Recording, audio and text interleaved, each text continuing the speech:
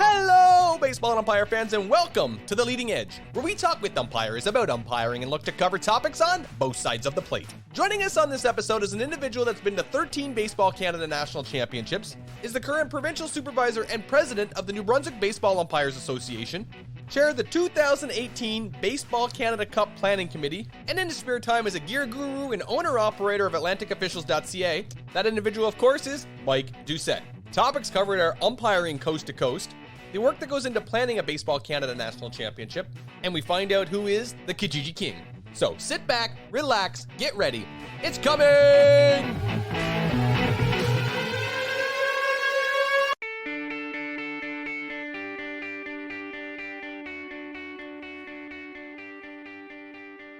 Hello, baseball and umpire fans, and welcome to The Leading Edge, where we talk with umpires about umpiring and look to cover topics on both sides of the plate. Well, it's rather impressive. We are on 2 episodes in less than a month. I promised you a couple weeks back that I would try to increase the frequency. I hope I'm delivering. Now we're on a roll, but I know it takes 3 to make a streak. So stick with us. You're going to get some good content coming up. Now, before we get to this episode, we need to get all the formalities out of the way. First things first. I know you're listening to the show, but in case you wanted to know, the various spots that you can find this podcast are Podbean, Spotify, TuneIn, Facebook, YouTube, Google Podcast, and my personal favorite, hey, Alexa, can you play Leading Edge Umpire Stories? Boom. It comes up. I can hear my voice. It's amazing what technology can do. But when you find that podcast like you're doing now, you can do me a favor, share it, like it, make some comments, get the word out because there are some fantastic umpires in Canada and we enjoy sharing their stories. Now, since we're talking about liking and sharing, you can also catch us on social media. Check us out over there on the Facebook. Search Leading Edge Umpire Stories. You're going to find the little blue icon in the mask. If you could like us and share us, boom, guess what? Your job's done. And for those of you that have done it, thank you. I appreciate all the support that we get. Now, traditionally, this time of the show, I would do a recap of the last episode, but I might have made a little mistake over the past couple weeks and I have deleted the files. Silly me. So instead of sharing with you some of the audio, I'm going to have to give you a quick verbal. Our last guest out of Sherwood Park, Alberta, Tyler Bourne. Tyler started umpiring at around the age of 12 or 13, and interestingly enough, got into it with his father. At the grand old age of 21, Tyler decided to make the trek to Florida, where he partook in the Wendelstadt School of Professional Umpiring. After the program, Tyler returned to Canada, where he's been part of the Baseball Canada National Umpire Program. Tyler has had the privilege and honor of attending 4 Baseball Canada National Championships, 13U, 15U, 18U, and most recently a 21U. Interestingly enough, since his attendance at the 21U, Baseball Canada has reclassified that event and it is now a 22U. Off the field, Tyler has attended a Baseball Canada caravan and is a certified Baseball Canada National Umpire Instructor. And though he didn't share it on the show, if Tyler sounds busy on the field, his life is just going to get a little bit hectic off the field. Recently, Tyler and his wife Peyton have announced that they are expecting the birth of their first child. Now, how exciting is that? And since we're talking glorious times, Tyler, Peyton, if it's a boy, I won't be offended if you want to call it Philip. And if it's a girl, hey, Phyllis is available. But all jokes aside, first, Tyler, thank you for coming on and sharing with us your stories. And secondly, and most important, Tyler and Peyton, congratulations on the announcement, and here's to a happy, healthy baby. Now, without further ado, let's get to why you're really here.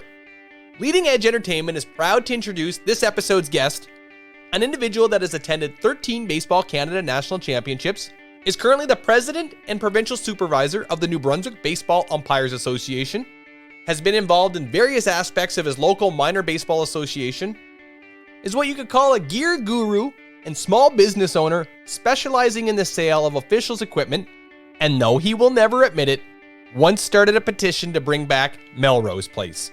That individual, of course, is Mike Doucette. Mike, welcome to The Leading Edge.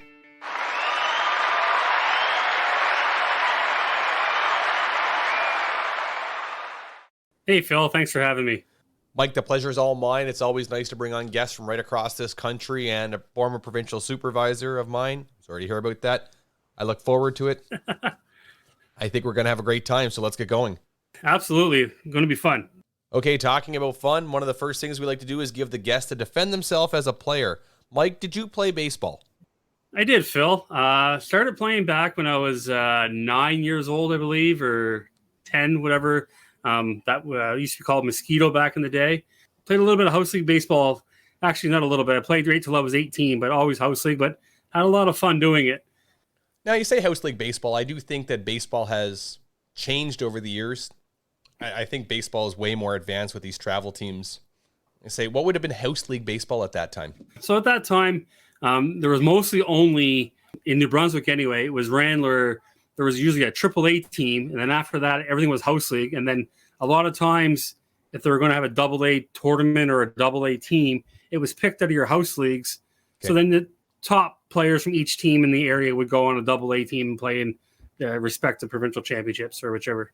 Well, that makes sense. I think the important thing is getting people out to enjoy this game and participate in this game, because we're going to talk about umpiring, but if you don't really participate in the game, you can never really enjoy it. Absolutely. Absolutely. And, you know, when I was growing up, we had with that AA procedure, house league was pretty competitive as it was, because you always had 4 or 5, I would say, more elite players on every team. And then you played the same teams kind of over and over. Did you develop any rivalries? Yeah, you always, the older we got, the less teams there were. So there was always 4, 5, 6 teams. I think when I got to Bantam, there was actually 2 divisions of 4. So you develop rivalries in amongst your little inner city teams. Right. Yeah. Okay, what position did you play? When I started my career, I was kind of a third baseman, and then I started to catch, and then getting on the end of my career, I was a first baseman only kind of guy. Fair enough. Hot hands, hot corner. Yeah. Seems like every umpire I talk to has had a little experience catching, and I asked them the same question. Were you good at calling balls and strikes as a catcher? Absolutely. Had to be. Had to be. That means you had to hit that low outside corner. Were you able to hammer that for the umpires and help them out every time? Oh yeah. I could hammer it every day, all day. Now, you talk provincial championships. Do you have any league titles or provincial titles?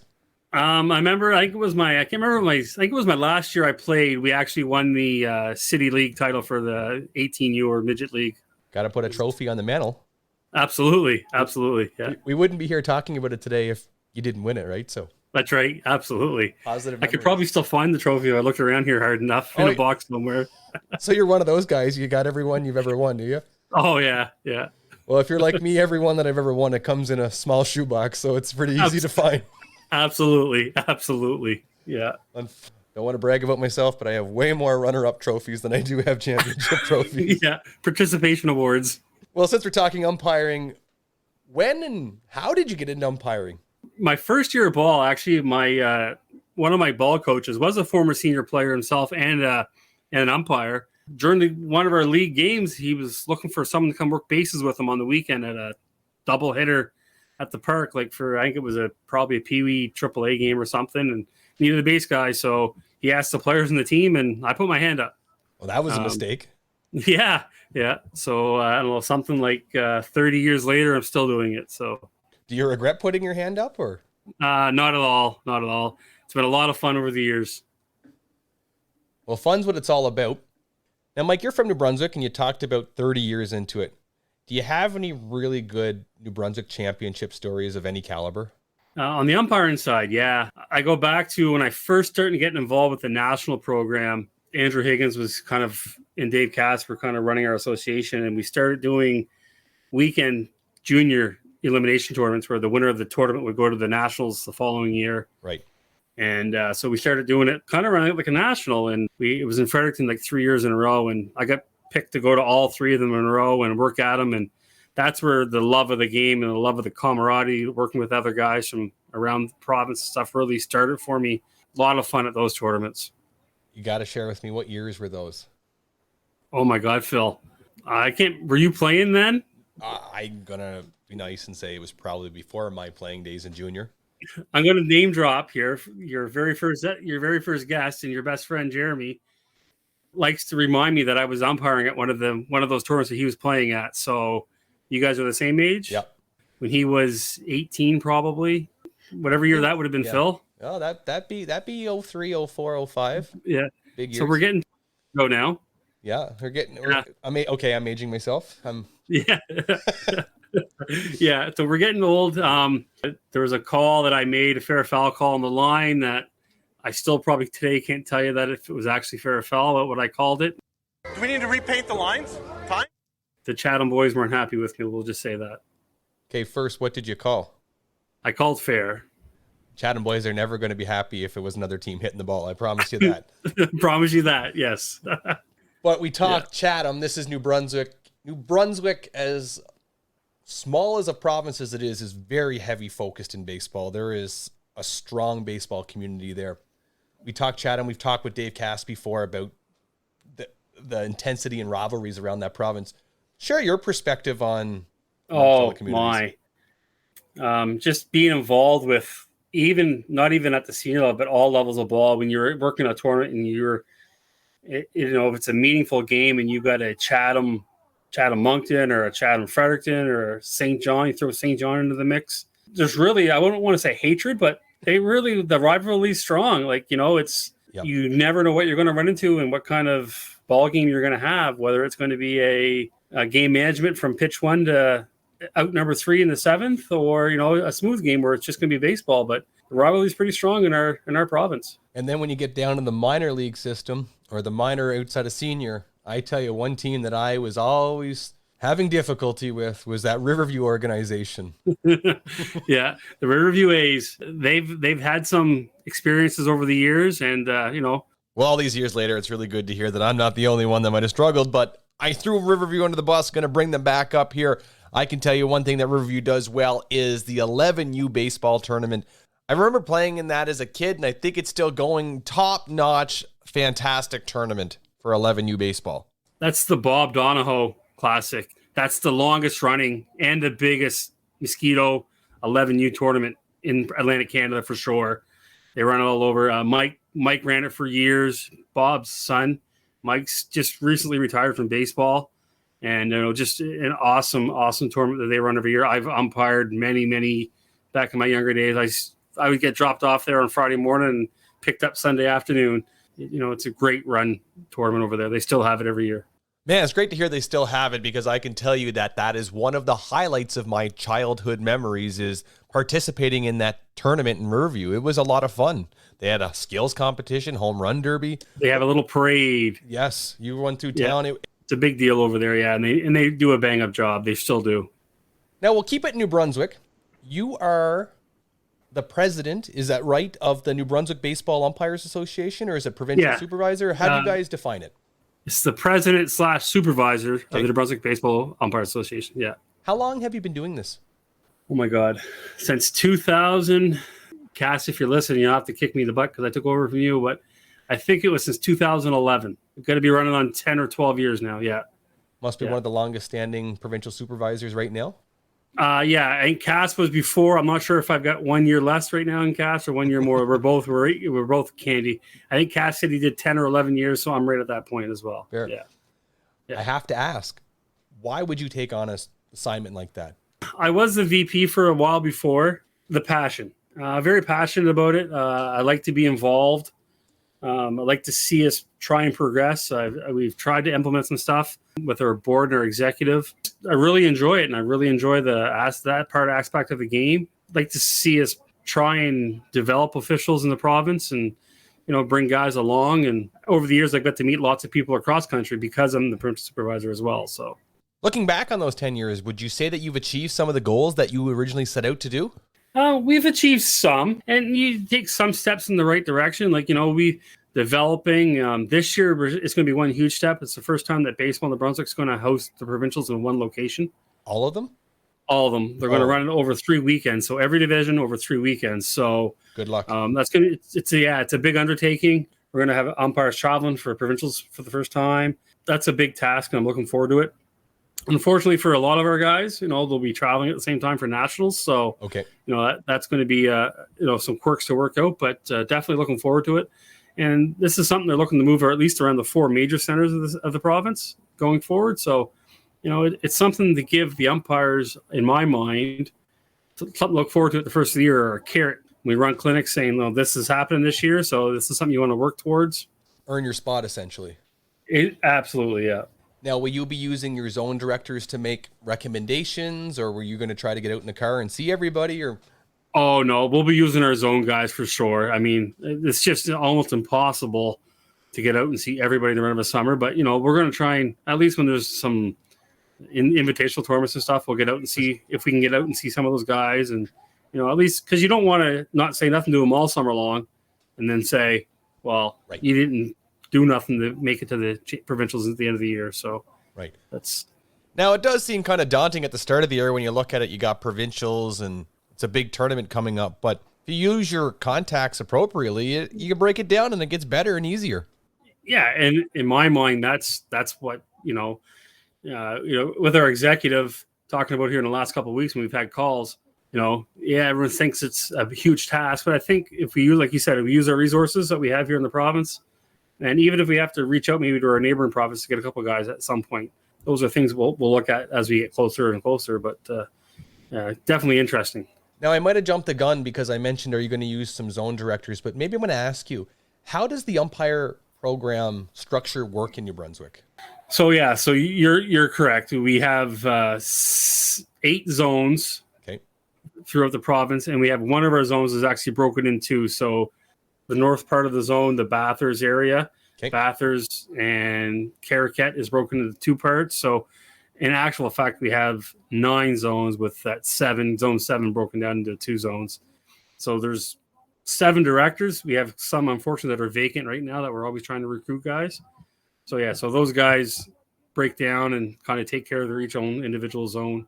So zone directors, are they responsible for organizing clinics?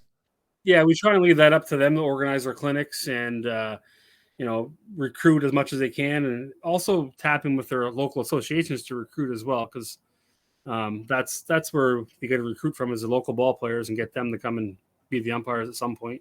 I completely agree with you, Mike, and I'm really glad that you mentioned working with minor ball organizations, because personally I feel like there's always a lot of pressure on umpires to recruit, when in reality it needs to be more of a global recruitment effort. And umpires can't do it without the help of associations.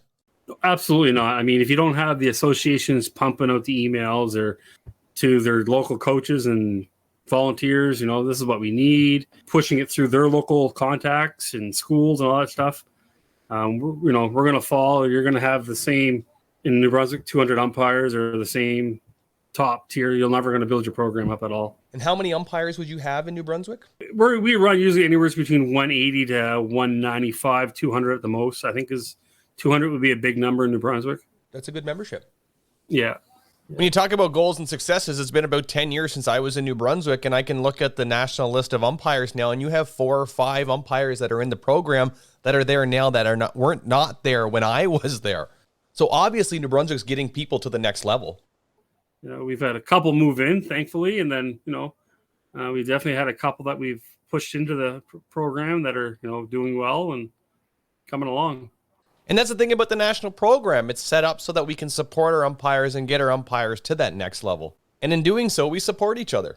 Yeah, correct. I mean, if you don't push that program, you're not going to, you're going to be looked at, there's only 3 or 4. Well, those guys do everything. Those guys get all the benefit, or, at least if, like we're up to 12 now, at least they see and they're throughout the province. That's it. And by having your national level umpires spread out throughout the province, it can only help grow your community baseball. Correct. Yeah. I'm a big believer that you have to use local people and grow your own. That's how you're going to build programs. It's no fun. I mean, remember when I first started, you thought, okay, would I ever achieve this goal? And eventually after enough championships and enough time put in, you achieve your goal. There's always, and then you always make your next goal, and that's part of the fun. And I'll say it right here. One of the guys that I looked up to as a young umpire was Miles Brito. I saw that he was getting assignments and I wanted to do what he was doing. So if he wasn't involved, I don't think I would have really ever gotten involved. And it goes back to, if you don't have people doing it in your community, chances are slim that other people are going to get involved either. That's right. Miles has done great for himself over the years. He goes out, he always represents New Brunswick well. Whenever he goes to a championship, he never disappoints us. He has a lot of fun, enjoys himself, yep. But that's part of the enjoyment for sure. Okay, Mike, since we're talking national championships, let's talk about your national championships. How many events have you been part of? I think it's 12 or 13. Wow. You've got to visit a few communities, have you? I've been fortunate enough to do some traveling, to get out and be umpire in a few different provinces. I have done the majority of them in Quebec, just the way the years fall, but I've seen some nice ball fields in Quebec as well, so it's been great. Talked about it in the last episode, though. There's certain communities that really work to put on a championship every so many years, and that's just the reality of it. And there's lots of communities in Quebec that just rotate to make sure that they have a championship. Absolutely. Absolutely. Sherbrooke, I can think Sherbrooke, Gatineau, Quebec City for a couple years. City. Didn't they run every championship? Quebec City, in my first midget championship in 2007, was a single site in Quebec City. Overwhelmed with baseball. Overwhelmed with baseball. They forgot about accommodations though when they ran that tournament. So it was tent city. It was almost the tent city. We lived in dorms, but I could reach out and touch my roommate. We could high five each other while laying in our beds. So that's a treat. All in all, it was a good time. Now you've been to multiple championships. Are there any championships that really stand out for you? Yeah, so I think probably my favorite Canada Games in 2013 was a big one. I like to tell people, if you ever have the chance, don't turn it down, whether you're going as a participant, official, lots of highlights from that championship. And then, of course, I've been fortunate enough to work 3 senior championships, one on each coast, and one right at home up there, an hour and a half up the road. So I've been fortunate. Well, let's talk Canada Games then. Okay, sure. Where was your Canada Games? Sherbrooke, Quebec, actually. In Sherbrooke, they used 3 fields. There was one in Sherbrooke, one in Quaticook, and the third field just eludes me right now. But they were all really nice ball fields. Now, we recently had Rob Allen, who was part of that event. Now, can you just refresh us? Was Bucky at that championship? Dave Buckingham? Bucky, yes. Bucky made the return visit. Did you get the chance to work with Bucky that weekend? We actually had an all-Atlantic crew work the bronze medal game. Oh, fantastic. So I got to work first base, and Bucky worked second base. And then, of course, the others on the crew were Kent Walker on the plate, Don Esty on third base. So 2 New Brunswick guys got to work together as well. So, yeah. Not something you can say too often from New Brunswick, is it? No, not often at all. That would happen. No. Luckily enough, we got 2 spots at that tournament, so it was nice to go with Don, and it was a good time. But even on a good year, you'd say, you said you had 12 umpires at the national level, like barely had 12 tournaments. That's right. Yeah. Yes, exactly. The joys of Canada Games and a little extra, and because usually at Canada Games where there's 10 provinces, so 2 extra spots. The rule of thumb used to be where the neighboring provinces would get the extra spot. And that year where it was in Quebec, we got an extra spot, which was cool. For travel and cost. Yeah, exactly. So that was the Buckingham return. We could tell stories about Dave all night. Oh, I'm sure we could, and other people have. So Yeah. And you mentioned Rob Allen. Rob was there, and I know you've talked about it because I listened to the podcast where Bucky got hurt for the second time at this Canada Games. And Rob was actually the sub-in umpire, and Rob and I were sitting across the table from each other when he got the phone call. Rob was sitting down with a 32-ounce, and I had one as well, and his phone rang. Rob said to the supervisor who was calling, he's like, "You're not serious." Yeah, I need you to call the driver to pick you up. So as I heard that, I just said to Rob, I said, "Thanks for the beer," and I reached over and grabbed his beer, and now I had 64 ounces. McGog was the third field. Rob took off and had to drive actually from Sherbrooke. This game was being held in Quaticook, which was like 35-minute drive that Rob had to go to where we were staying, grab his gear, and head for Quaticook to sub in, finish this game for Bucky. That's fine. They finished the game. So after the game, John Oak was one of our supervisors, and he decides because this is Bucky's second championship where he got hurt at Canada Games. Sorry, not second time. Second time he got hurt out of Canada Games, that John feels he should be having a heart-to-heart with all the guys and saying, "Listen, we all know Bucky loves to joke and go on and have fun, but let's not joke about this. This is his second time he's at a Canada Games and the second time he's gone down." We decided that we're all going to pick up food and we're going to go back to the residence, and John's going to have this conversation. So as John's just getting his heart-to-heart because Bucky's still at the hospital, John's getting ready to have his heart-to-heart with all the 11 other umpires. I just happened to look, and we're in a school dorm, basically. The little 3-inch or 4-inch windows on school doors? Yes. Well, I look out of the corner of my eye, and here's a guy with his nose pressed up against the glass and with a big, huge smile on his face. And I said, well, boys, here's Bucky. And I opened the door, and all the thing he said was, how's she going, boys? With a bottle of beer in his hand. So the whole serious talk about let's not get on Bucky about getting hurt the second time was out the window. Yeah. Sounds like Bucky's that type of guy that just keeps it casual. Very casual. There's nothing stressful about Bucky. He really, really enjoys it. Yeah. Oh, he really enjoys it. And, he's the type of guy that just says, work hard, enjoy it. That's why we're here. That's right. Absolutely. Absolutely. Yeah. Yeah. As a matter of fact, just the other night, I got a text message from Bucky asking me if I was ready for baseball season this year. So always great to hear from the guy. He lives for it. He does. He absolutely does. Yeah. Don't we all, though? But Bucky does. Absolutely. Absolutely. We do. Now, you mentioned that you've got the opportunity to work coast to coast. I laughed because I was doing some investigative research on your national assignment history on the Baseball Canada website, and I start looking New Brunswick, PEI, Quebec. I'm like, does this guy scared to fly or something here? And then texted my good buddies Ryan Garland, Jeremy Nash. I'm like, does he have a phobia of flying that I should ask or anything like that, or not talk about it? And he's like, well, he would have had to fly to St. John's. I'm like, I don't know. You could drive if you really wanted to. So I just need to ask. There's no fear of flying, is there? Absolutely not. No fear of flying. No fear of flying. Okay. So you've been to a few senior championships. Where were they? So first one was in St. John's, Newfoundland. Second one, Victoria, British Columbia. And third one, Miramichi, New Brunswick. Wow, what a vast variety of scenery. I can only imagine that all three were fantastic experiences. 3 awesome experiences. Got to...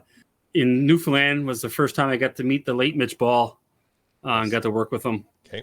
Were you on a crew with him? Just there together. That weekend was in typical Newfoundland fashion. We landed, the sun was shining. We went to the opening ceremonies. The rain started falling, and it rained till the day after the championship ended on Monday. Wow. It was just foggy and rain and wet the whole week. But a lot of fun. Nash probably still has it on his iPad somewhere where he was watching the game, and I was making my first pivot in game number 1, and I ended up on my arse. Did you bring backup pants? Probably had a pair of backup pants. Now, you being the gear guru, I sure hope you had the backup pants. Yeah, I usually, if you talk to my wife, I usually travel with 3 pairs of each. Yeah, so I was on my butt in the first game, and then from there, we worked away, and it was a really, really good experience. Had a lot of fun. Elmer was there with us. Hello. And Rob Allen was actually at that event as well. We had a really good time again. The highlight of that tour was probably the get-together on the Monday night. We spent the evening at the great Dave Buckingham's place. Dave hosted us for dinner, and we all barbecued, and Dave Phillips, actually, from Ontario, did the barbecuing for everybody, and we had a great weekend. Now, when Bucky hosts, what does that entail? That entails lots of liquid, adult beverages, lots of laughs, lots of going-ons. I never got to experience it, but apparently because he had it packed away, but he has quite a hockey and baseball collection downstairs in his house, but he had it packed away because they were doing some renovations. I'm hoping to get back there this year maybe, and I'll see it, but he took care of us. His wife, Marianne, was very open and met us all, and, had a lot of fun with them, and it was a very great experience. Now, I'm sure you had to pack it away because I can only assume that Bucky is a huge Leafs fan, and with Elmer there, Elmer would have wanted to see that and maybe scarf some of the collection. So he had no choice but to pack it away. Yes. Though being from Newfoundland, I have a funny feeling that he's not a Leafs fan, but we're not going to say the other team. No, and he's not sure if you know, but he's not even the other team's fan either. Really? So he's a Seattle Kraken fan. I didn't. Yeah, absolutely. Seattle Kraken, yeah. Lifelong fan here. Lifelong, yeah. They're still undefeated for a Stanley Cup. Haven't lost in the finals yet. Exactly. Yeah. So from there, went to a few championships in between, but then I got the opportunity to fly west to Victoria, BC. Very much enjoyed it out there. The fields were not the best fields I've umpired on. The main field is actually a football field. Really? First, I would say, yeah. And just because the stadium's kind of run like for a football, but the one corner they do have a baseball backstop and grandstand and stuff behind it. Old exhibition stadium. Yeah, absolutely. Same idea. Same idea. The cool thing was, now, I'm sure you talked to some other guys that were out there, but we stayed at a motel called Paul's Motor Inn. The cool thing about it was walking distance to downtown Victoria and walking distance to the main ballpark. Oh, that's nice. Other than that, I laughed because I took a picture of the TV and sent it home. The size of the TV monitor in our room was the size of a computer screen on my laptop that I'm talking to you on right now. It was pretty funny. But, the shower too. Like, I'm not a tall guy. I'm only 5'9", and the shower head was hitting me in the chest instead of on top of my head. But it worked. Yeah, it worked. Yeah, I'm still alive.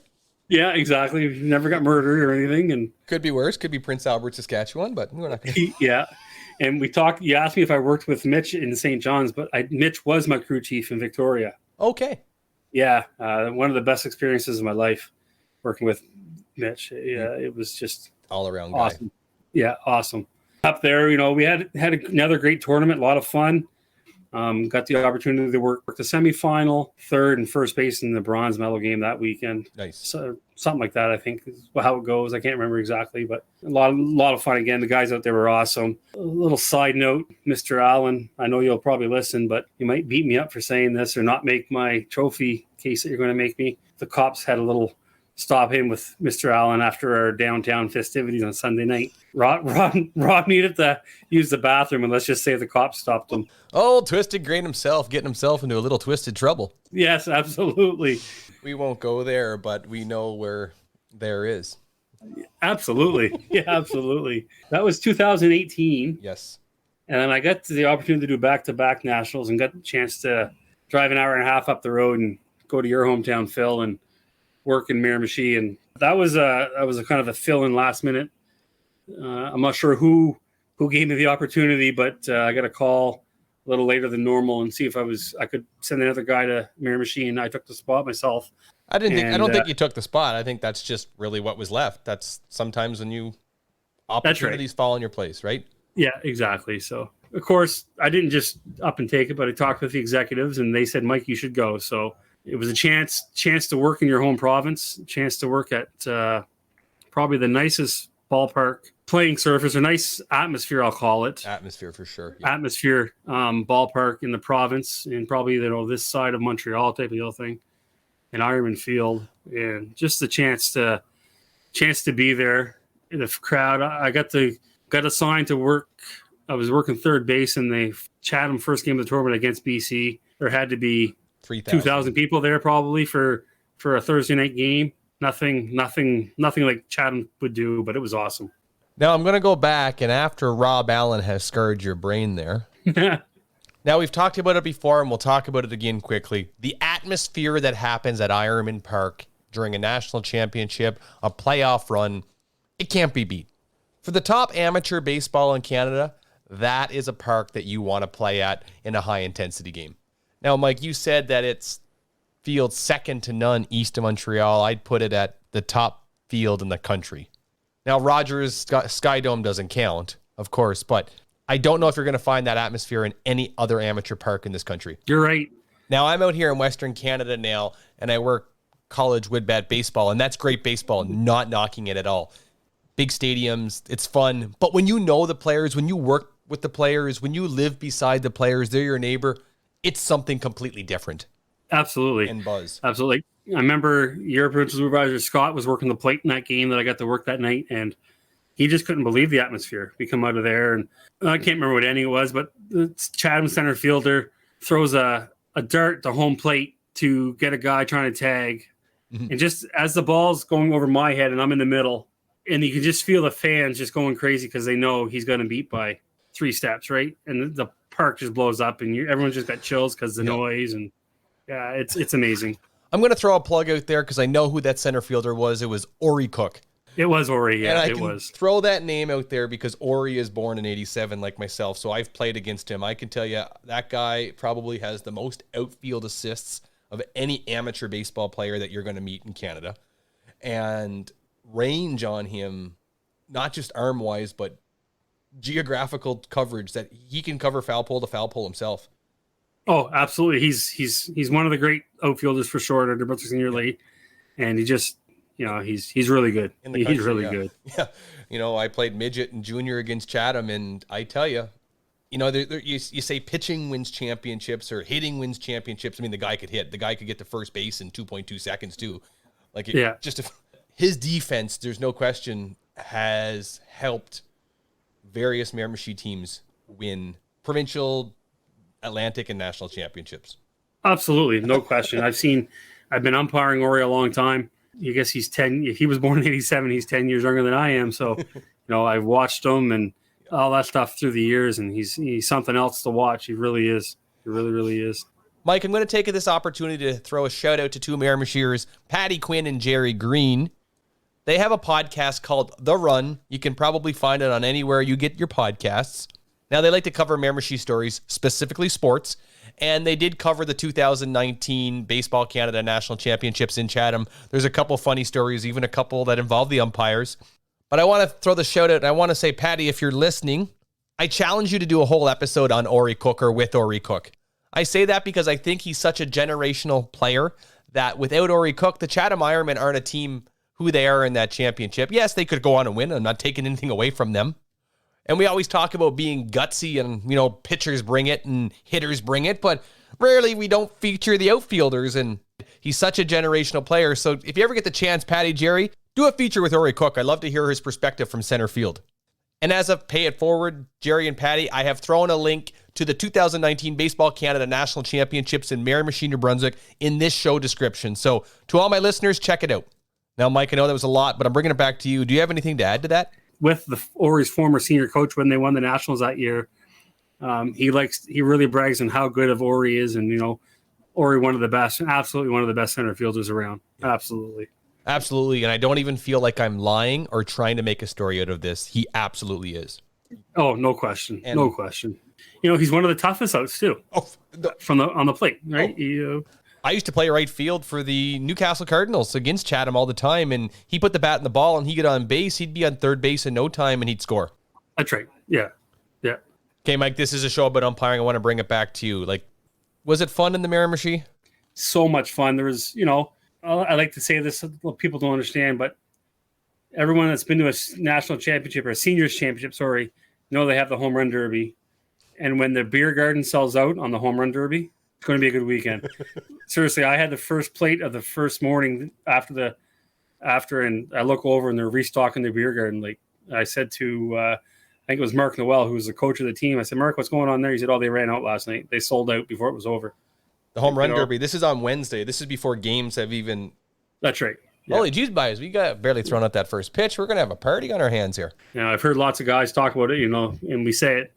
If you ever get a chance to go to Miramichi to umpire baseball at a national championship, Chatham's going to treat you right, and you're going to have a lot of fun. What does treating you right mean in the Miramichi? They're Mexican. They put us in the nicest hotel. Miramichi is a small city. Let's know that. They put us in the nicest hotel on the river. So it's not Paul's Motor Inn. It's not Paul's Motor Inn. Pay by the hour. And that's right. No, definitely not by the hour. The nicest hotel. They're going to make sure their volunteers are going to make sure that you're taken care of. If you got to get to a laundromat, if you got to get to food, they're going to make sure they steer you in the right direction to get you some food. They're never going to steer you wrong. The volunteers are up there just second to none, and they make sure they take care of you for sure. Yeah, and again, we want to talk about the gold medal game. I mean, you were there. I know you and I were standing side by side, in the dressing room, because it was the only spot in the house you could get a seat. You had to look over 4 other heads to see the ball game. I bet you there was 4,000 people in that park that night for the gold medal game. And if it could have been any bigger, you would have filled it. Yeah, absolutely. Yeah. There was people watching it on live stream at the park, standing in the park because they couldn't see the game. So, yeah, it literally came down to, I think, a capacity issue, but also a parking issue. People were parking 2 kilometers away, 3 kilometers away. Definitely one of my favorites. Now, Mike, we'd be lying if we said we never talked about national championships here on the Leading Edge. And I'm forever thankful for the volunteers in the community that give back to host these championships. Now, on top of your umpire resume, you've been on a committee and chaired a host committee. Can you share with us some of your experiences with that? Sure. I guess I've been heavily involved with 4 nationals, or you can call the 2 Pee-wee Atlantic Championships nationals, because they're put on by Baseball Canada. So for sure, I helped chair 2 of those, and I also chaired a little bit of higher level at the Baseball Canada Cups here in Moncton. Co-chaired the one in 2011, and also umpired in it. And 2018, we hosted the Canada Cup again, and I was the chairman of that tournament as well. So how do you co-chair and umpire in the same championship? Man, you must have been busy that week. It was very busy leading up to it. And then on Wednesday, so that's basically move-in day, or no, Tuesday's move-in day at the Canada Cup, right? Extra day. So on Tuesday, when the umpires started rolling in, and it was my turn to roll into the hotel, I shut my cell phone off, so I wasn't getting phone calls from everybody else. Just became an umpire, and then from there, I didn't worry about the happenings of the ball tournament. There was enough volunteers to take care of it. Look forward to umpiring at that point forward. How far in advance does the planning start for a championship? I would say at least a year. And then, could be longer. Depends how long ahead when you're awarded the championship. I think in 18, we knew at least early 17 that we were getting the championship. So we started planning ahead. And then, from about the end of the season in 17 going into fall 17, that's when you really start gearing up, working on all your different categories that you need to look after. Because there's a pretty intensive bid process from Baseball Canada, isn't there? Yeah, there is, especially now that there's always seems to be 2 or 3 at every level. At one time, Baseball Canada used to be kind of reaching out to communities to help. Baseball Canada actually started coming up with a bit of money to help the host. Okay. Each province has to kick in so many dollars that helps cover their accommodations while they're in town. So it's not all in the host to pay for every hotel room that's being used. Right. So since that process has started, Baseball Canada has actually been getting bids every year for usually for championships. And then there's always some big cities that put a bid in, like we talked earlier. There's always the Windsor, Ontarios, and the Gatineaus, or Miramichi's always putting in usually to host a senior championship type of deal thing, right? So always the regular ones. I'm going to assume the first time you go through a bid process, it might seem daunting, and then does it get easier as you go along? You kind of save some of the records just to know what you're going to do.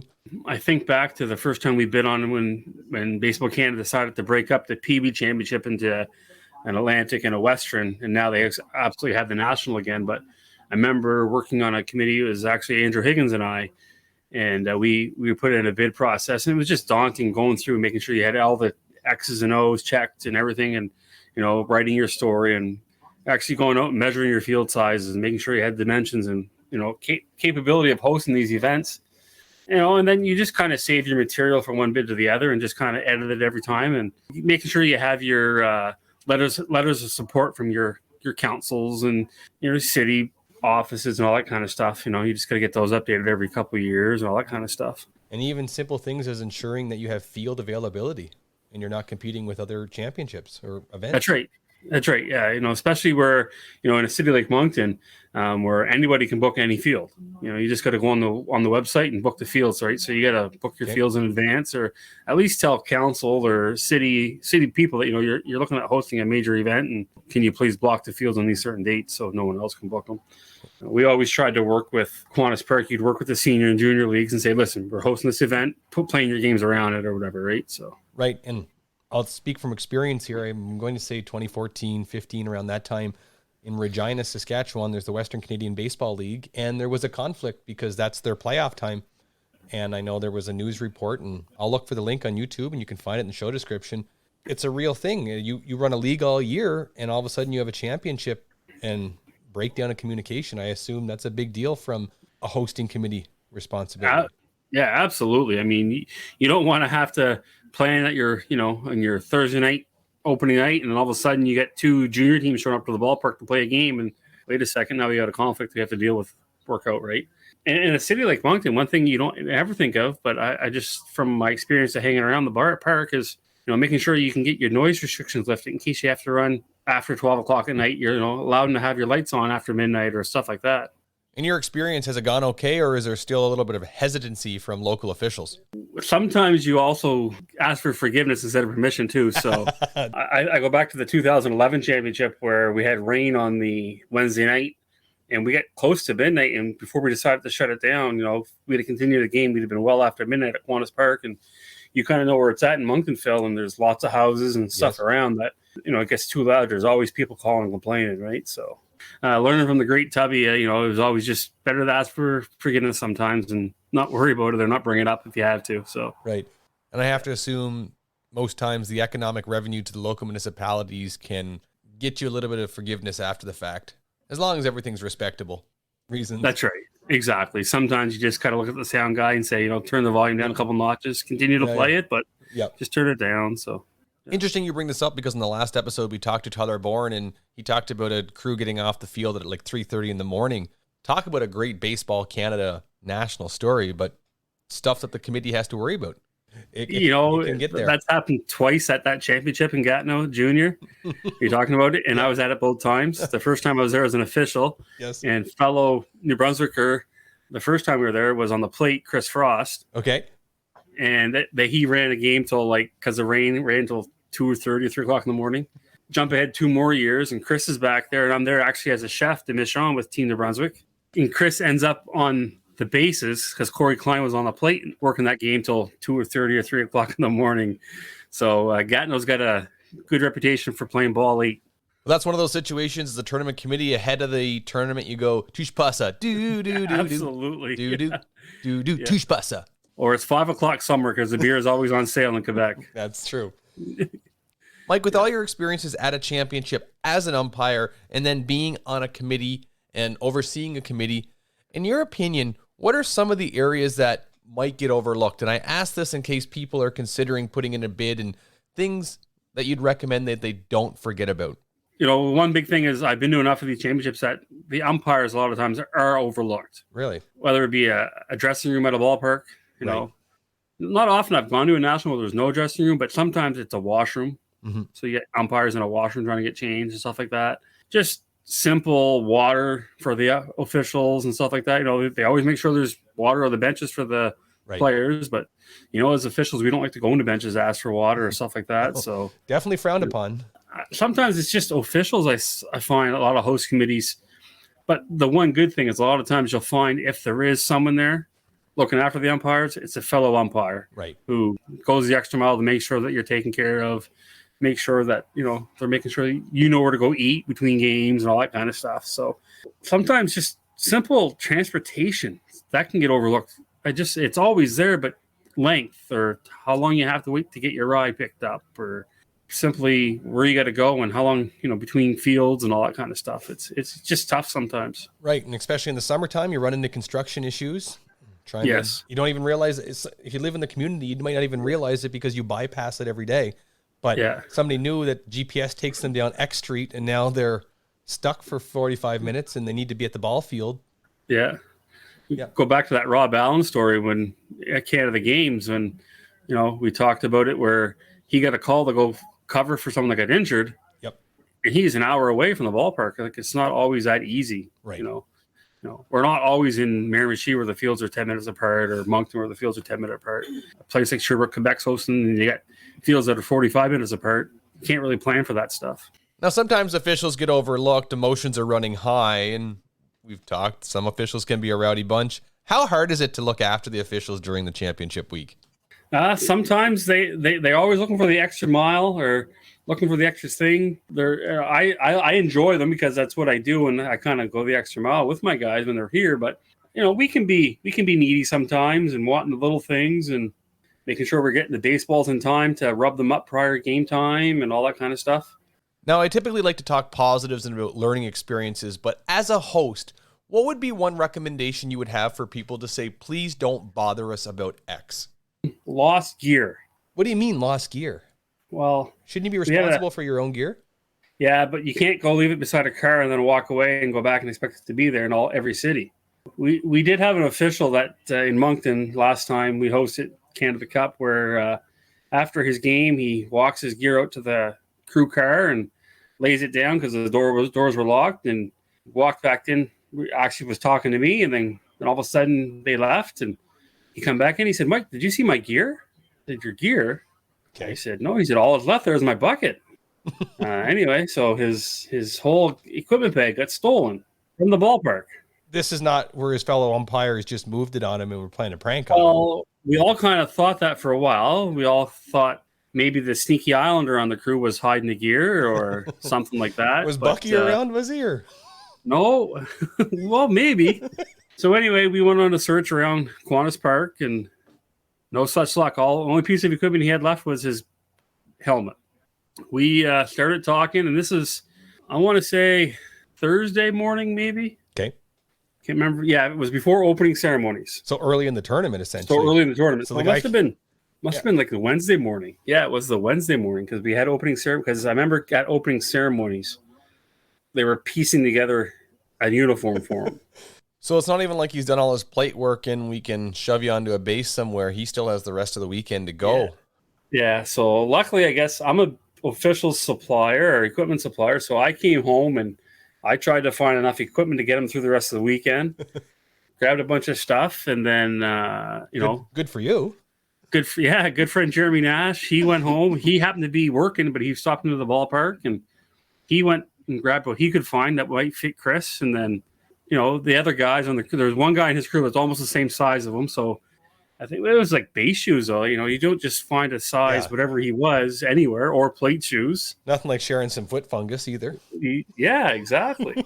That was early in the day, and then so we reach out to a few people, keep an eye open for it. Jeremy goes back to work, and I get a text message about 3:30, 4 o'clock in the afternoon, and he says, "I think I found Frosty's gear." So what do you mean? He sends me a link on my phone. It was on Kijiji. It was listed as catcher's gear or something like that. Yeah. Someone called like Kijiji, the phone number you would find on Kijiji or Marketplace, whatever it was. I can't remember. Right. Like, oh, call the cops. And the cops like, well, there's nothing we can do about it. Okay. So we call in a favor from a pretty high ranking officer up in Miramichi. It's also an umpire. And so he just gives us a few pointers of what we should do. And he said, if you're not successful, let me know. So we still tried a few more things, and then we weren't having much luck. And then two other Miramichiers that were also on the tournament committee renamed them the Miramichi Muscle after. They both live in Moncton now. Robert Black and Mark Steinmus decide they're going to message this guy and see if they can buy this guy. They're interested in his gear. For sure. Okay, makes sense. So anyway, yeah, he says I have it. Robbie and Mark head over to this guy's place here, close to the ballpark. And when they get there, they say, "Oh, we know you stole this, and we know where you stole it from, and you can gather it all up, and we'll take it back to the rightful owner." 6 to 7 hours later, we had Chris's gear all back together, and all except for I think he was missing maybe a couple undershirts. No, his hats. I don't think he ever got his hats back. I tell you though, we didn't tell him that we got it back until he got there for the opening ceremonies. Oh, he we had it in the room. So relieved. He was, yeah, just like Christmas morning. Yeah, absolutely. You'll have to try and hammer down Chris to get him on the show, and he can elaborate some more on the story. But it was a pretty stressful day for him, I'm sure. Oh, no question. Did he work a game in someone else's gear? He did not. No, Okay. I think his only game of the morning, he had the plate. I'm pretty sure he had the plate that morning. And then so he got done his plate, set his gear up by the car. All of a sudden it was gone. Now, Mike, hard to believe you get to a national championship and you have to give feedback to say, hey, look after your gear. We've all heard the saying, Mom's not here to look after you. Absolutely. Absolutely. There's always the stories of, you hear guys when they fly to a championship, like Right. their gear not showing up or that kind of stuff. The whole fact that having your gear, then all of a sudden it's gone and you're at a championship. At the time, Chris Frost would have been from Moncton. Yes, he was. Yeah, exactly. He got his gear kifed in his hometown. He got ripped off from someone. Yeah, you have to think, how many times did he do that then, if that's his home park kind of thing? That was just his habit. Yeah, exactly. Yeah. No, I probably wouldn't do it after dark at Kiwanis Park, but in the daytime, you'd think, why not, right? Right. Lots of people around. You're in the middle of a championship. Yeah. And I'm always about joke fines, and I really think that would be a huge fine at a championship. Absolutely. He owes a few adult beverages to a few people, I think. I would say, yes, he did. He was very relieved to have his own shirt and pants to put on for the opening ceremonies. I can only imagine his relief. Mike, let's shift gears here. Now, we've talked a little bit about umpiring, and we've talked about chairing a tournament. One of the other things that you have on your resume is you are the past president of the Moncton Minor Baseball Association. Now, as umpires, we're used to game management. But, Mike, how did you get into the role of, you could say, organizational management? So I'll go back to my playing days. Okay. I finished playing when I was, what's midget end at? 18, I guess. Yeah, England Junior. When I was playing midget house league baseball, I was also a student for Moncton Minor Baseball, summer student. So my job then was basically I was allowed to play ball 2 nights a week, and I umpired every other night. Okay. I worked at younger levels of house league baseball, and I did all that kind of stuff. And if there was tournaments, I was involved with tournaments, all that kind of stuff. If anybody knows the late, great Paul Tubby Melanson, when he hits someone that wants to help out, he doesn't let them go. Finished my playing days. I was still, the next summer, I think I was still hired as a student. Tubby says, Mike, he says, I need help. This AA team. We're going to try and run a full season of AA this year out of what Miramichi used to have, a AA league. He's like, I need help running the tryouts. He said, do you want to come out? I said, yeah. Well, then before you know it, Mike was the head coach of this said AA team. So I did that for a season. And then, so after I was a coach, I was kind of involved with minor ball a little bit more than just a student. I went to an AGM. Another friend of mine nominated Mike for the board. So I'm 18 years old or 19 years old at the time, and I'm now put on the board of Moncton Minor Baseball. So I was a board member for years and years, went to all the meetings, helped out. My coaching career only lasted 2 years. I sold my umpire gear 1 year, and I bought it all back from the same guy the year after. Yeah, you were ready to drop it, were you? I was. I thought I was going to go to the dark side. That didn't last long. Good for you. Thanks for coming back. Yeah. I coached this team. I can't remember. It might have been 3 seasons anyway. And after that, I just stayed involved with minor ball, helped out where I could, running tournaments, organizing stuff. As everyone knows, everyone that talked to me would tell me, Mike Tubby's just grooming you to take over when he goes. Unfortunately, we lost Tubby kind of suddenly. So when he passed, I was a VP at the time, but I just took over the role. And I did it for 4 or 5 seasons. Yeah, I was president, but I had a board that was working under me. And I did a lot of the yes, no, yeah, go ahead and do that. Yeah, don't do that. I didn't have time to be at the ball field every night because I was umpiring. And they all knew that I said, I don't mind running. You guys know that umpiring is my first love, and that's where I go, right? So my VPs were really good, and Gardy Huber did a lot of work, and we're all still involved. And then after 4 years, I decided, it was time to give somebody else a chance at it. So we passed the torch on, and actually a former Miramichier is now our president, Moncton Minor Baseball, Mark Stymus. So interesting. So and I still stay involved. I'm still a board member. I take care of mostly me and Gardy take care of the canteens type of thing at our parks, and I do that. And I get to be at the Baseball in the Brunswick board because my position as the umpire's president puts me on the executive for Baseball in New Brunswick. So fair. Now, Mike, for a listener's perspective, share with us the landscape of New Brunswick. Is the Moncton Minor Baseball Association, it's the biggest in the province? Is it one of the biggest? Second biggest. Fredericton first or St. Fredericton would be the biggest, yeah. Okay. Yeah, so Moncton entails about 500 players on an average year. Okay. From age 5, they will come at 4 to 15. Okay. Back when I first started with Moncton Minor Baseball, we actually used to only be 16 and up. We were a midget and junior association. I can't remember exactly what year we actually merged the two associations. So we went under all one umbrella, and then back before Tubby passed away, the midget and junior for Moncton, Dieppe, and Riverview all merged as one, and they're now an association on their own. Oh, okay. So Metro, yeah. So Moncton Minor now encompasses just from Raleigh Cap to 15U. And then Riverview and Dieppe still have their own organizations? Yes, exactly. At that point. So, and then actually now, in the past few years, we got some of the Shediac area has an association now. To the north of Moncton, Notre Dame, Bucktish area has an association. Of course, Salisbury has one, Petitcodiac. So yeah, we got 500 just in the Moncton area, which is a pretty good size association. It's all about growth and prosperity of the game. Absolutely. It's good to see that the game is growing in the area. Now, without volunteers like yourself, organizations like this wouldn't function. For sure. Not at all. So a big thank you to all the volunteers that go out to see our Minor Baseball Association succeed. Now, Mike, we often hear about life skills and officiating. Do you think that officiating and being official helped you in the role as a president? Being an official just helped me with just kind of being a leader. When you go in the field, you're kind of you try to lead. I tried to be a leader, whereas, meetings and definitely take everybody's opinions in and all this stuff and kind of, I don't want to say dictate, but it was easier for me to say, you should take care of this, or you should take care of this type of thing, right? Communication is big, and I guess that's what I'm pretty good at is communicating. So that's what I kind of like to thrive on. Now, Mike, we often tell officials to get into officiating because you develop life skills. Absolutely. Yeah, we talk about just being able to teach at clinics and our whole clinician program in Canada. Just all that stuff just helps you with life skills. And those are some of the biggest life skills I learned. And, just in my job today, and learning that through umpiring has helped me in my professional career as well. I completely agree, Mike. And being part of the Baseball Canada National Umpire Program, I have learned a lot about Baseball Canada and a lot of the resources that they have developed and they put out that help me both in my personal and professional life, both on and off the field. And they're transferable life skills. Oh, absolutely. Yeah. And it's changed so much over the years since, I've been a VP here in the province and became provincial supervisor. Just the whole changes from, before it was kind of run where, every province had a little bit of a vote. Now we really don't get a vote where they have the portfolios and they kind of they do all the work. Yeah, they ask us our opinions and we give our input. They come down with the mandates and the structure, which is great. It's working well. Mike, let's transition. Apart from being an umpire, volunteer, president, jack of all trades, master of none, you're also a small business owner. Yes. Now, A little bit of a small business owner. Share with our listeners, what is your small business? Atlantic Baseball Official Supplies is the official name of it.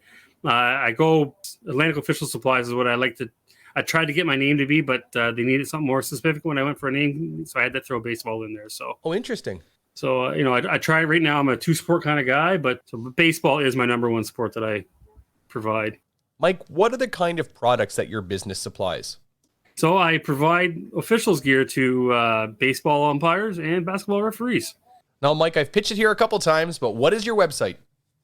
AtlanticOfficials.ca is my website. I have actually worked on it a lot in the last couple of weeks, so it's looking better and better now. Looks good. And, I got to say, thanks to a couple of provinces in Canada that's taken me on as their official suppliers. So Nova Scotia Umpire Association has taken me on, of course, New Brunswick. And just this year, Manitoba Baseball Umpire Association has taken me on as their official suppliers. So it's been great, and I really love doing it. Mike, got to throw a big kudos to you and the Baseball Manitoba Umpires Association. I like the idea, but you have something called starter packs. Share with us what that is. So I mean, if you're a brand new umpire and you want to you can come and get completely decked out. I can sell you a package with your pants and your hat and your shirt and even a little ball bag kit to go with it. And then on the gear side, I have some gear packages that we put together, and we can do it that way as well. So I basically carry everything you need to walk out in the game one and you're ready to umpire. So awesome. Yeah.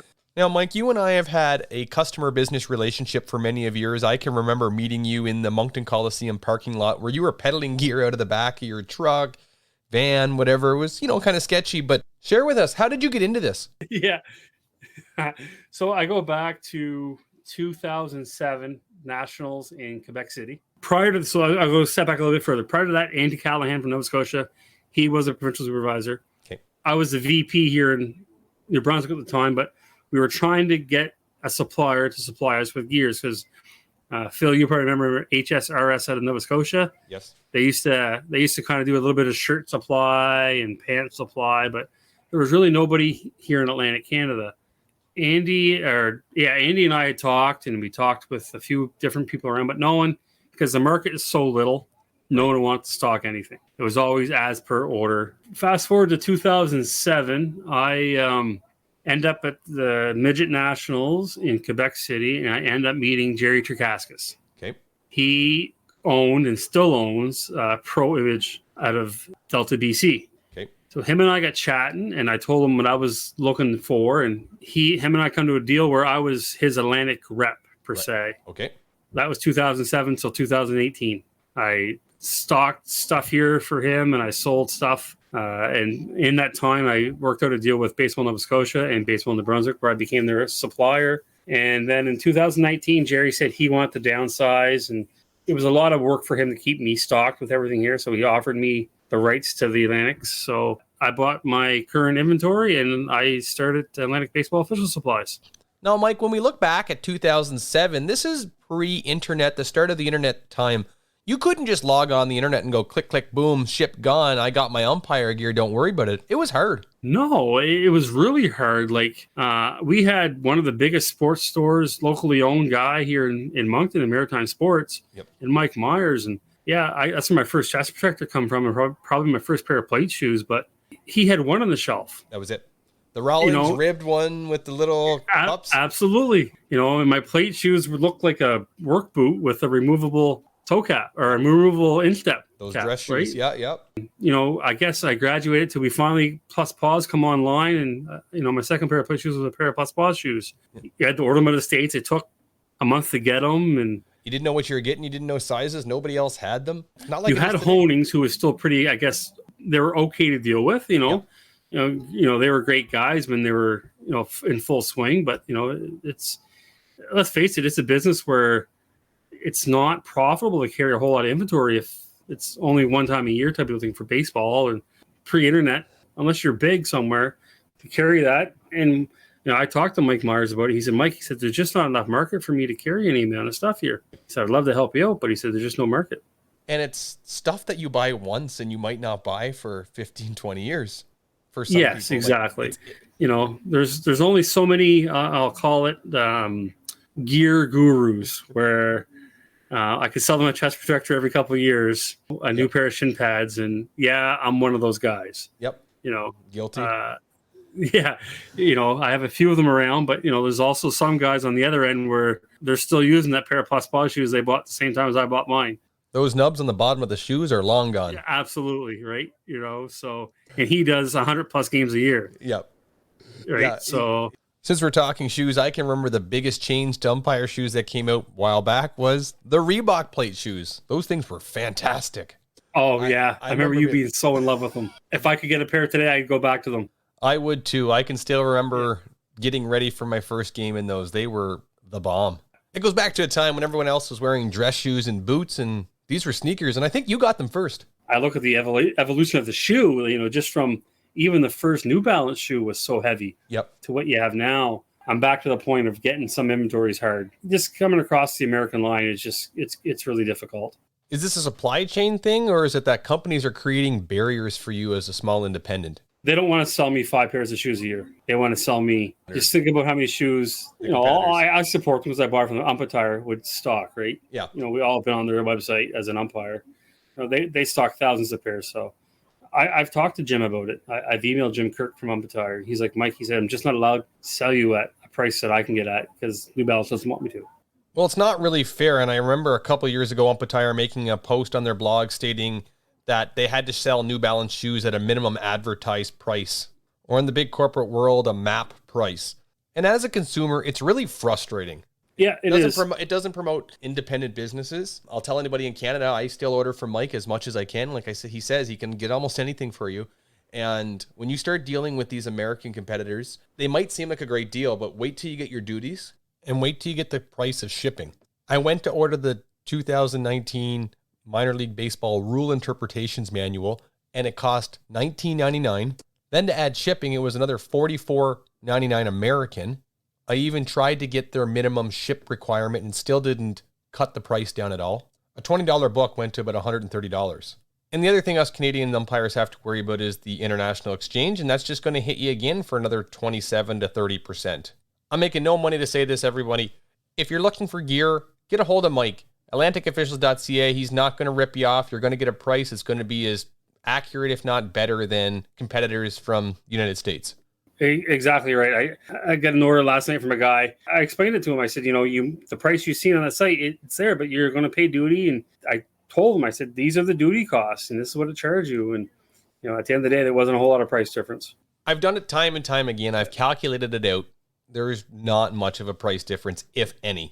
All I can say is keep your money local, keep your money in Canada, support the people that will support you.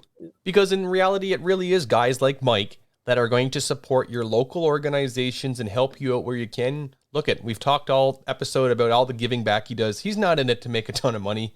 As Canadian umpires, let's try to stick together. We can do it. Appreciate the business, guys. I really enjoy doing it. I'm customer support first. Give me a call. I'll do what I can to get you what you need for sure. Speaking of customer support first, I'm looking forward to that new Wilson chest protector coming out. Yes. Now, you and I have talked about it the past couple of weeks, but share with us what you know about it, and do you have any on order?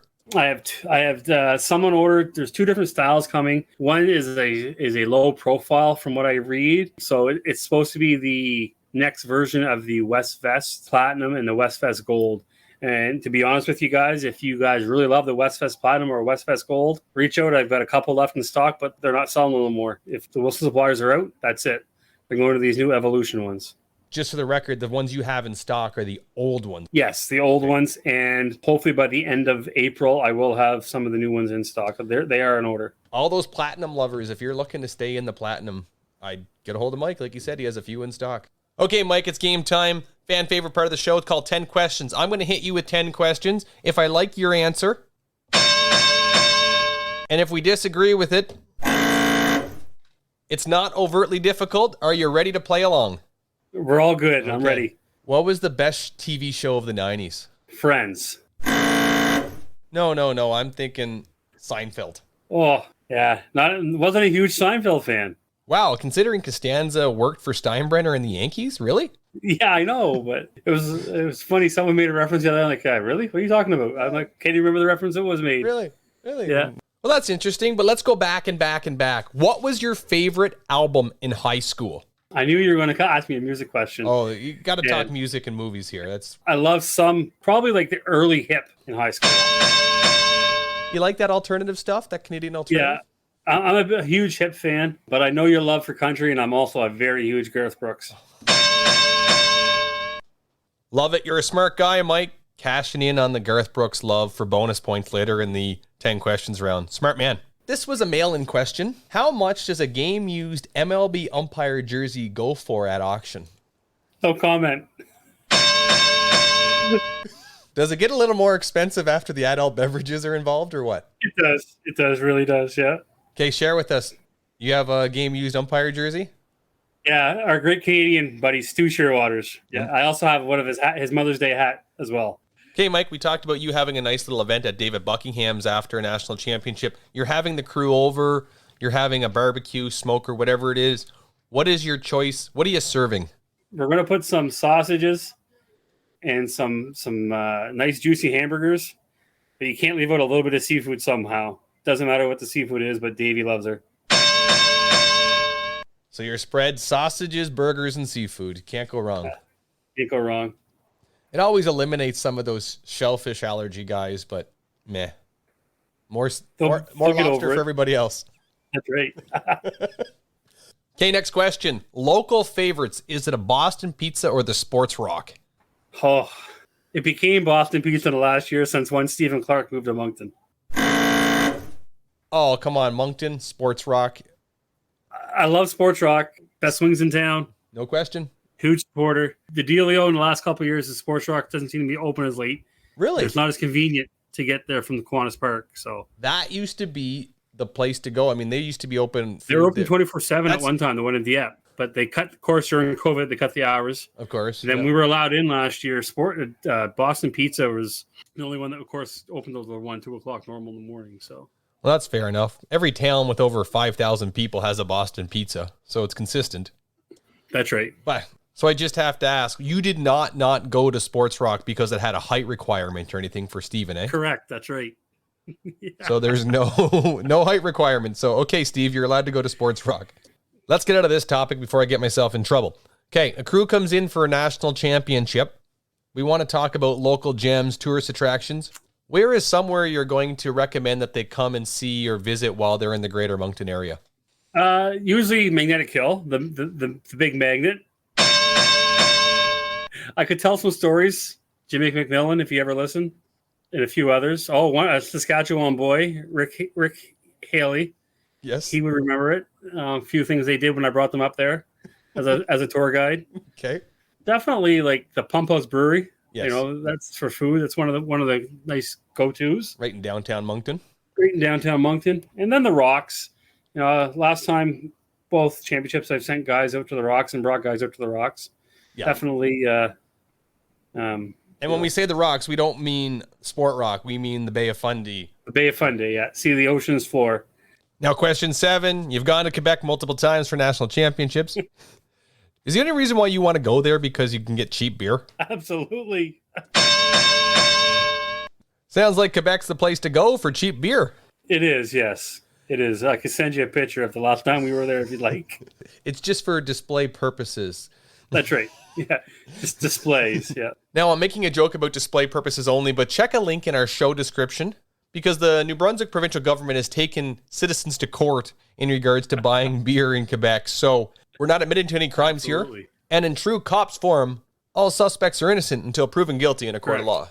Okay, Mike, you're a mechanic by trade. You're around vehicles all day. What was your first vehicle? Chevy Firefly, 3-cylinder. Your bicycle had more power. Absolutely. What color was it? It was blue. Chick magnet? 4-door. Yeah, always had a spare spark plug in the dash because when you bought spark plugs, you bought 4. So you always had a spare one. What a deal. What a deal. Yeah, absolutely. Now, what was your favorite car? Probably one of my last 3 Chev Silverado trucks. My last 3 vehicles were all trucks. So you're a big Chevy fan, are you? I am. I'm a big truck fan. Makes sense. Yeah. Nice, comfortable ride. And price of gas now, not going to be too good for it. No, not great. Not great, but. What is your dream car then? Honestly, top of the line, high country Chev truck. Yeah. What I like. The high country edition. You don't like the Denali version. That's a GMC, isn't it? Well, they're just, to me, it's one or the other, right? They're the same truck. Just one's named a Denali, one's named a high country. Now, if you got Darren Scott on the line and talk to Darren, he'd tell you that down to the last little detail, the difference. Really? Yeah. Oh yeah. Darren's a big truck aficionado. He is a big truck guy. Yeah. I guess takes enough of them apart at the border that he. That's right. Yeah. He knows how to put them back together. He knows where the gems are. Okay, question 10. Okay, Mike, question 10. It's a geography question. Roughly how far is it from Halifax to Miramichi for a Canada Cup preseason tournament? In kilometers, you mean, or you want hours? Hours, time, kilometers. An hour and a half. 4.5 hours. If you're from Halifax, though, how far would it be if you go through Fredericton? Oh, God. 6.5, 7 hours? So if mileage is paid, you always take the long way around, right? Absolutely, you do, yeah. Don't have to worry about it. That's right. Mike, do me a favor and share with us the Halifax to Miramichi story. Well, we used to have Canada Cup pre-championship tournaments, and we always brought in some Nova Scotia umpires. So for anybody that doesn't know, when you're coming from Halifax to New Brunswick, you got to go by Shediac. There's actually 2 exits you can take to get to Miramichi, Shediac or Magnetic Hill. Ricky Viner is the other fellow's name, and Dennis Crotty drove by both signs, drove all the way to Fredericton, made a detour to Fredericton, took the 2.5-hour drive from Fredericton to Miramichi, and ended up where they were supposed to be. So, I love those 2 guys. Both comical. They're both characters. Both characters. Both great guys. Yes, both very good. They guys. wouldn't be mad of us sharing that story here. That's for sure. Absolutely not. I feel bad for them because that trip from Moncton to Fredericton is great. Double lane, Trans-Canada. Then you got to absolutely swing up there at Oromocto and you get all single lane from Fredericton to Miramichi. Yeah. There's only one guy that I know that knows that road better than anybody else, and that's Brian Cummings. He can do it at about $1.40 in about an hour and a half. Oh, wow. That's a tough road. When you talk about the effort that people go in certain areas to achieve their dream, whether it be umpire or play, that trip from Fredericton to Miramichi it's white knuckled sometimes. Absolutely it is. Put a little rain on the road and it should get slick. Yeah, I've only ever done that road once. Really? And that was it. Yeah, I did the tour one day. Senior playoffs a couple years ago. I went to Miramichi for a game, and then swung over to Fredericton for a game in the evening. We were an umpiring, but I watched both games. Yeah, that's a learning experience. Absolutely. Time to move on to the next segment of the show. We call this Local Legends. Mike, it's where the guest shares with us someone that's giving back to their community in baseball in various aspects. Anyway, Mike, share with us who your local legend is. I'd be ashamed of myself if I couldn't do it with a very good friend of ours and local umpire who's been at it 50 plus years, and Craig Hope. He's the type of guy that when I was assigning and I needed a game field, it didn't matter if it was a Mosquito House League game or the senior game. You called Craig and he was available, he would go help you out. There was never ask you, why am I getting this assignment? Why that assignment? It was, you need it done, Mike, I'll go do it for you. Everybody in New Brunswick, everybody in the Maritimes knows who Craig Hope is, and definitely a local legend. Yes. A member of the Brunswick Baseball Hall of Fame, and just an all-around good guy. Does it for the right reasons, for sure. No question, Craig's been a milestone in baseball in New Brunswick for many years. Now, we've talked about the Riverview tournament somehow, and we talked about gear. Mike, share with us a little bit of Craig Hope nuances about gear. So we all love to wear gear except for Craig Hope. Craig will go umpire Mosquito AAA baseball all weekend long. with a pair of shin pads on and a mask. and that's it. Just a little bit of backstory on that. My very first band AAA game on the plate, I was over to work a game with a doubleheader with Craig. And I get over there and Craig says to me, Mike, you might as well do the second plate. I said, all right. He says, use my gear. So I go digging in his bag for his chest protector. He didn't have one. He said, oh, no, you don't need that. I go back the years. He used to do up to midget baseball without a chest protector. Oh, wow. Yeah. He definitely goes and works that Mosquito Donahoe tournament that we talked about. Whole weekend, no chest protector. He is a legend. He is. Yeah. And the kids love him. He's got the loudest strike call in the Maritimes for sure. No question. And, he's very well liked. I could call him tomorrow, tell him we're having a tournament. I need a volunteer to take tickets at the door. He'll be there. He's one of those guys. I mean, I missed to say if I didn't mention Craig because he's definitely the local legend of the umpiring scene here. No question. And one of my favorite things with Craig, too, is he always shows up in his little convertible. Yeah, absolutely. I've driven across the province with him in his convertible and 2 sets of umpire gear, and they ain't real comfortable. Yeah. The old Pontiac Solstice, I think it is. Yellow, isn't it? That's exactly what it is, yeah. Oh, yeah. Without guys like Craig Hope, local legends, we wouldn't be where we are today. So, Craig, thanks for giving back to baseball in various ways over the years. Appreciate it. Well, Mike, essentially that wraps up this episode of Leading Edge. I'd like to thank you for taking the time and coming on and sharing us with your stories. Before we go, one of the things we like to do is give the guest the opportunity to share with us what we call wise words of wisdom for young and aspiring umpires. So before we go, Mike Doucette, what are your wise words of wisdom? One thing I always say to our clinics, Phil, is if you guys like to travel or have aspirations to travel across the country, especially Canada, and you really love baseball, I've pretty much traveled coast to coast on somebody else's dime. Yeah, I put a lot of work in. We all have put a lot of work in, but to get to travel to Victoria one year and St. John's, Newfoundland another year and not have to worry about the cost of a flight, if you really love baseball and like to travel, it's a great way to get 2 things put in and have a lot of fun.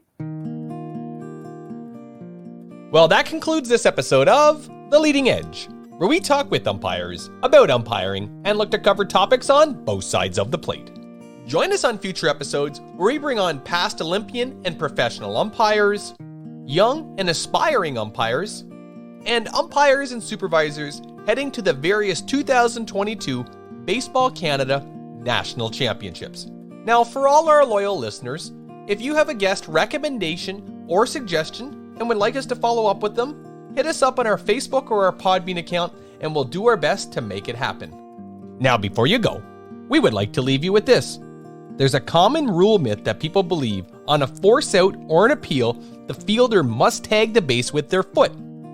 Personally, I don't care what part of your body you use. I just recommend you don't use your teeth. Take care, everybody, and stay safe.